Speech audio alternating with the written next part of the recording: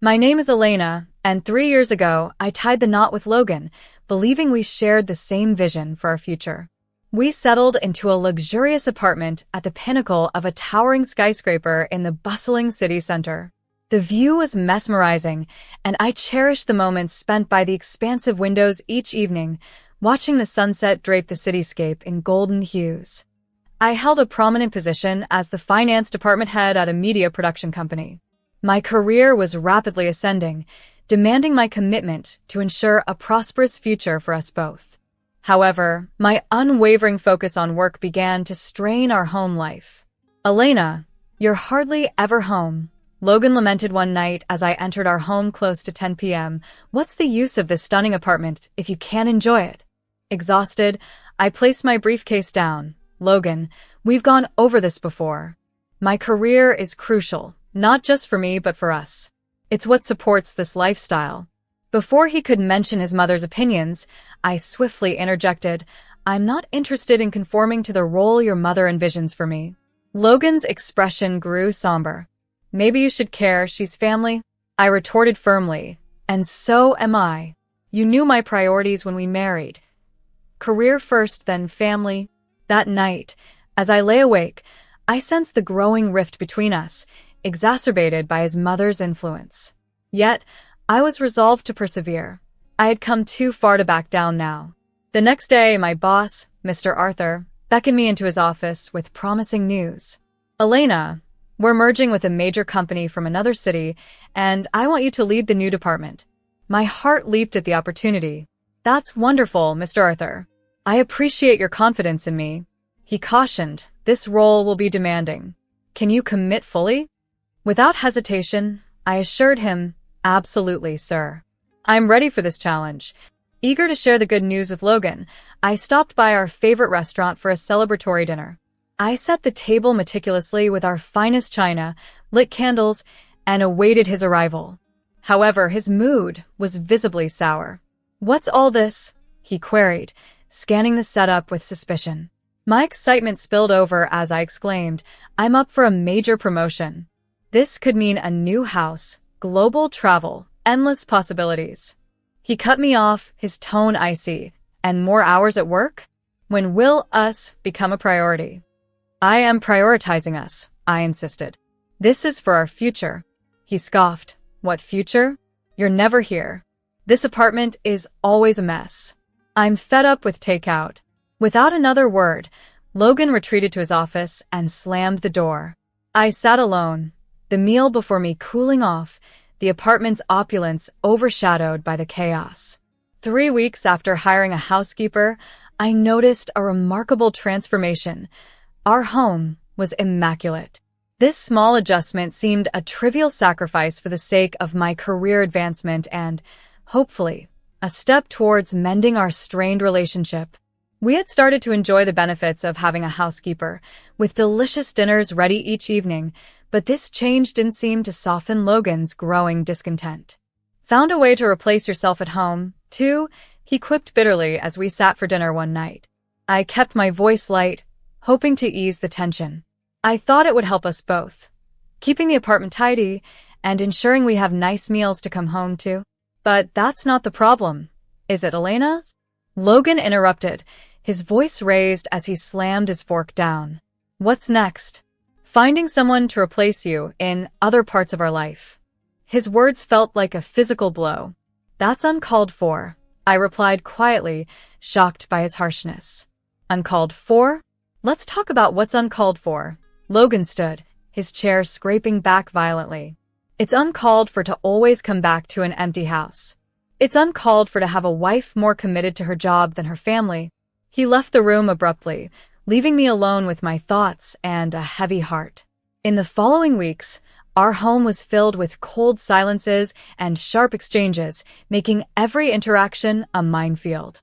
My focus on my work, driven by the ambition for promotion, meant I was barely aware of the deepening rift between us. Deciding to break the cycle, I seized a rare day off as an opportunity for reconciliation. I sent Logan a message, filled with hope, planning a romantic dinner tonight, complete with your favorite dessert. He read it but didn't respond. I interpreted his silence as consent and went ahead with the preparations. I decorated the dining table with candles, selected fine wine, dressed in my best outfit, and waited eagerly for him. My anticipation turned to dismay when Logan walked in, not alone, but with his mother, Addison, in tow. "Oh, Elena, what a surprise," Addison cooed, her tone dripping with feigned sweetness. "Were you expecting company?" I forced a smile. I wanted to surprise Logan with a nice dinner. "I wasn't aware you'd be joining us." "Well, I hope there's enough for 3, Addison said, making herself comfortable at the table set for 2. Logan avoided my gaze, taking a seat silently. I suppressed my frustration and fetched an extra place setting, my plans for a romantic evening dashed. Addison dominated the dinner conversation, throwing in subtle digs. "You know, my friend Sarah just became a grandmother. It's such a blessing to have little ones around," she remarked, eyeing me pointedly. I took a deep gulp of wine, replying curtly, "That sounds wonderful." She continued, "Naturally, you need to be around to raise them. A woman's primary role is towards her family, after all." I tightened my grip on my fork, my temper flaring. "Actually, Addison, a woman's role is whatever she chooses it to be."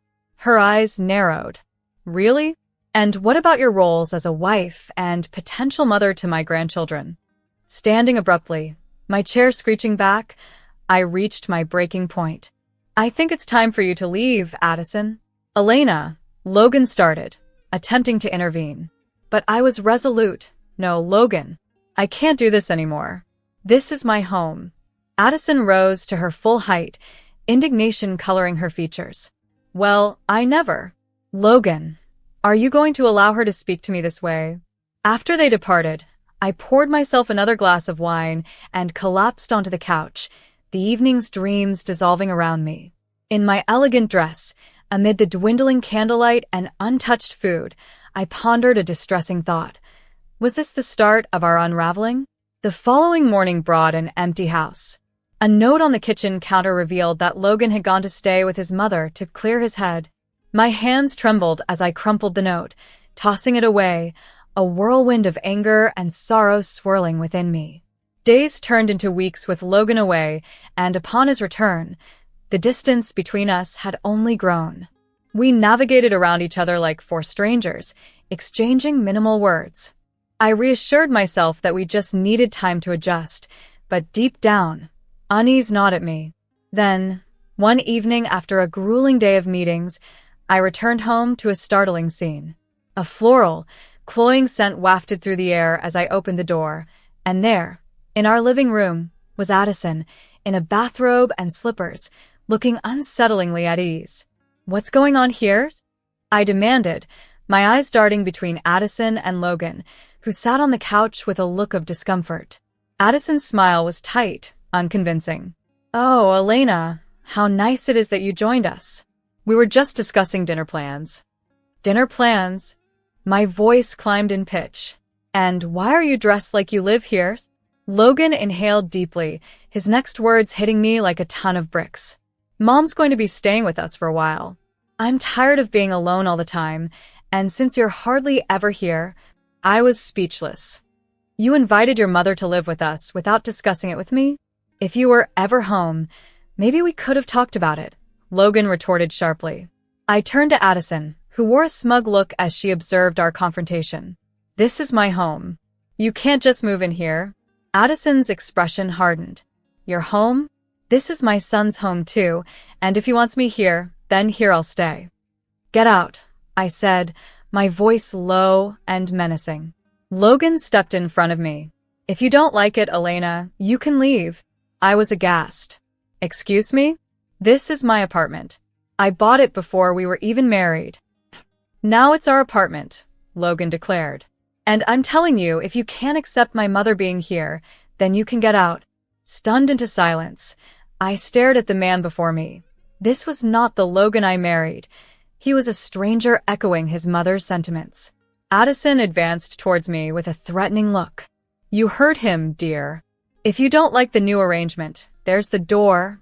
I instinctively stepped back, my hand reaching for my phone. "If you touch me, I'm calling the police."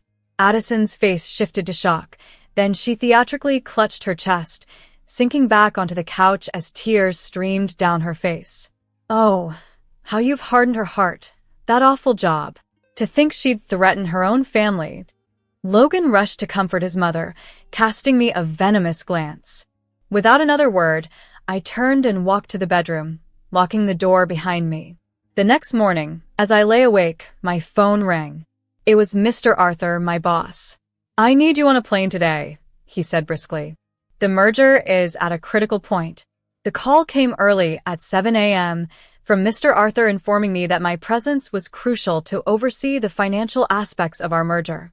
"Of course, Mr. Arthur, I'll be there," I assured him as I glanced around the still silent house, assuming Logan and Addison were asleep.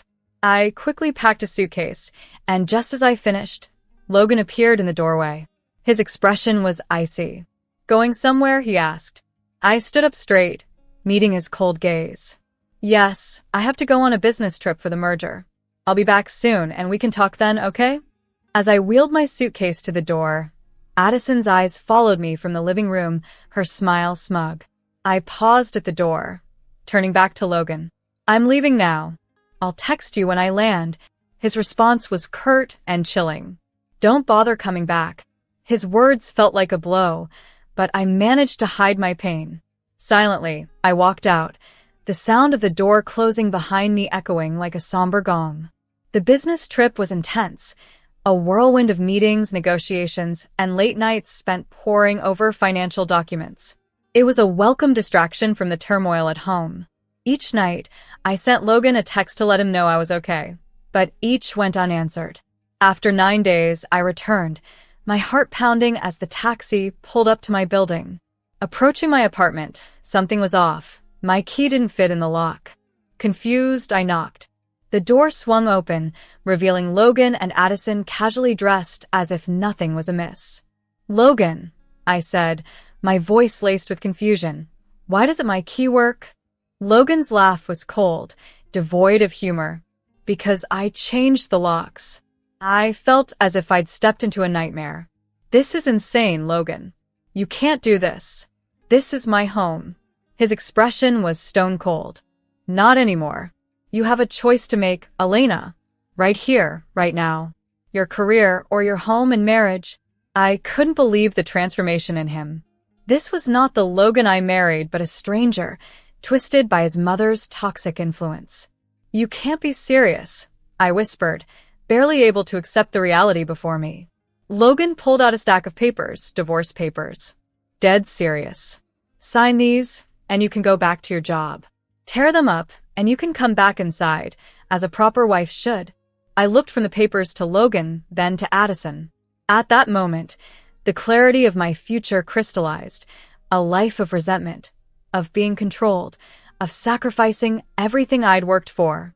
Without a word, I took the papers and signed my name on every dotted line. "There," I said, handing them back to him. "I chose my career because clearly I don't have a husband or a family anymore." Their faces registered shock, almost comical in their disbelief. Before they could respond, I turned on my heel and walked away, my suitcase trailing behind me. As I stood in the elevator, watching the numbers descend, a laugh bubbled up from deep within me. I had been ousted from my own home, and in doing so, I had divorced a man who no longer recognized me as his equal. Within just 10 minutes, I found myself without a home.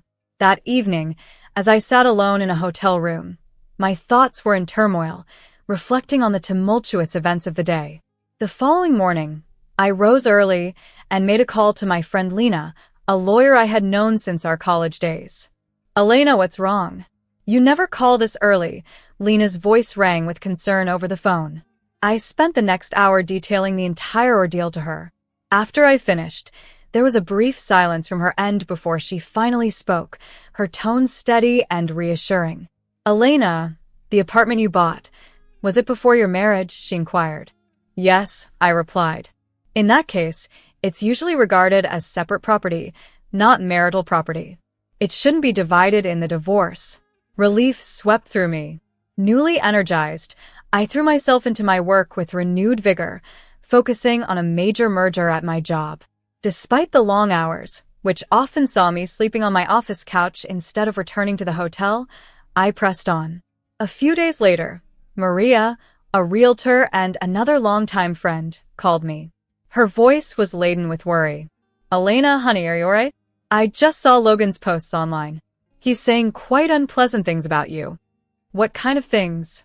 I asked, a knot forming in my stomach. Maria hesitated, then said, "He's labeling you a heartless career woman and is talking about suing for alimony and trying to claim the apartment in the divorce." I laughed bitterly. "Let him try. The apartment is mine, and he knows it."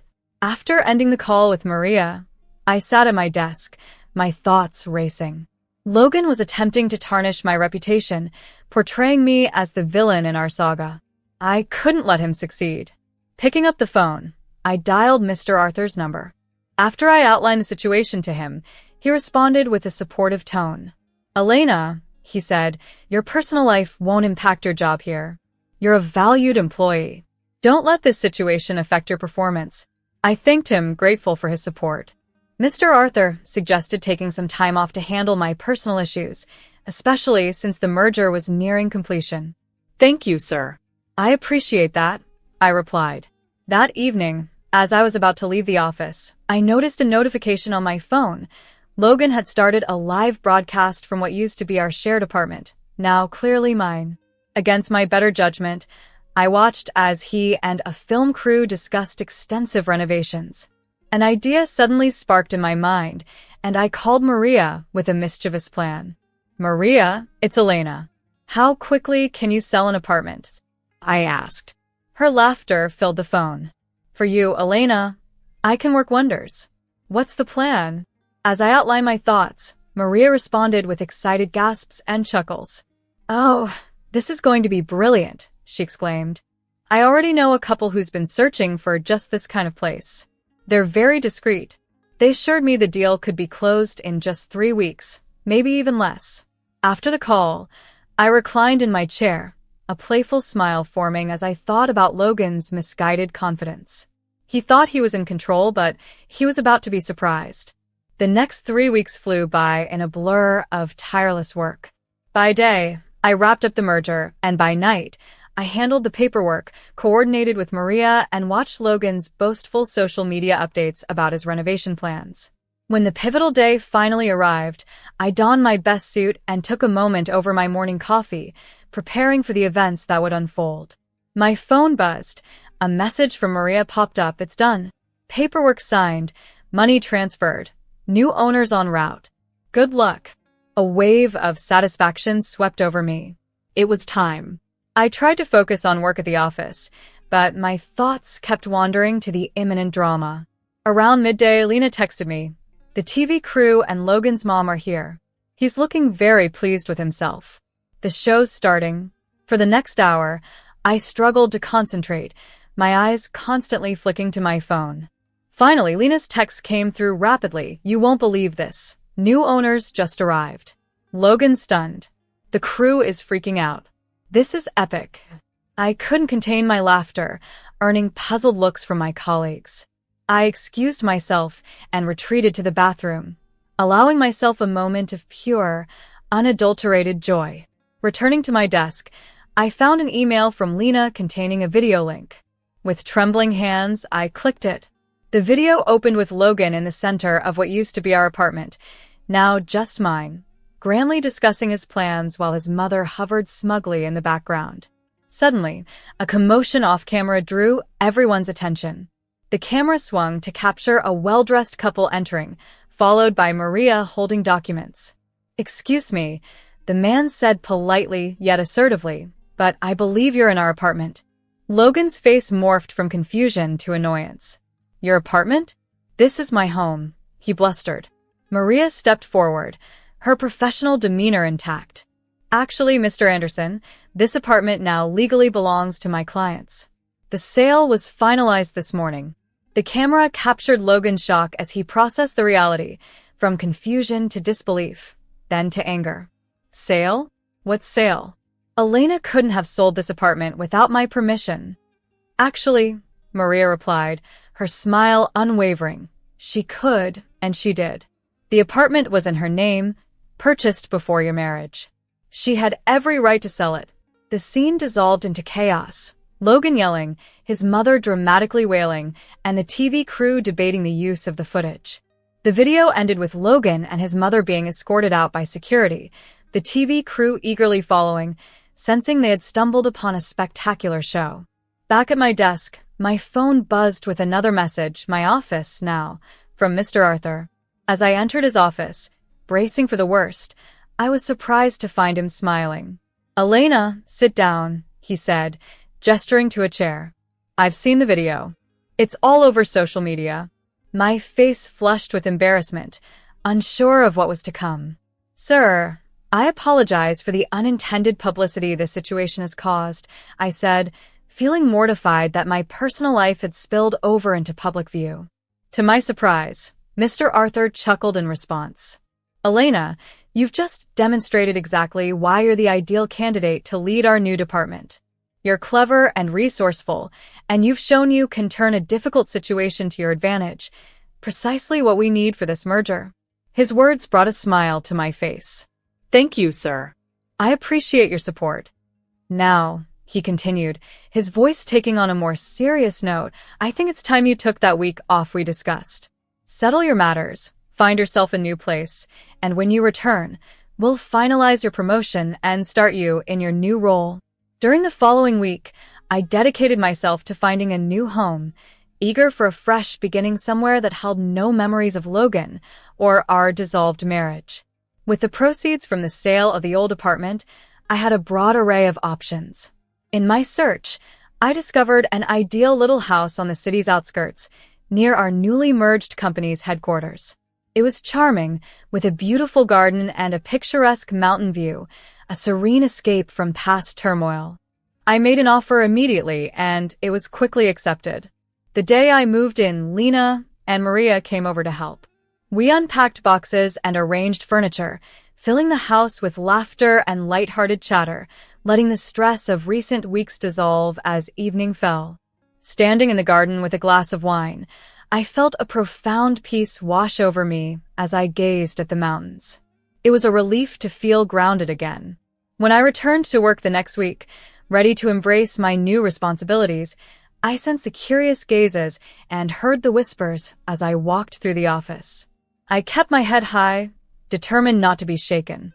Mr. Arthur welcomed me at my new office, a prime corner spot with a splendid city view.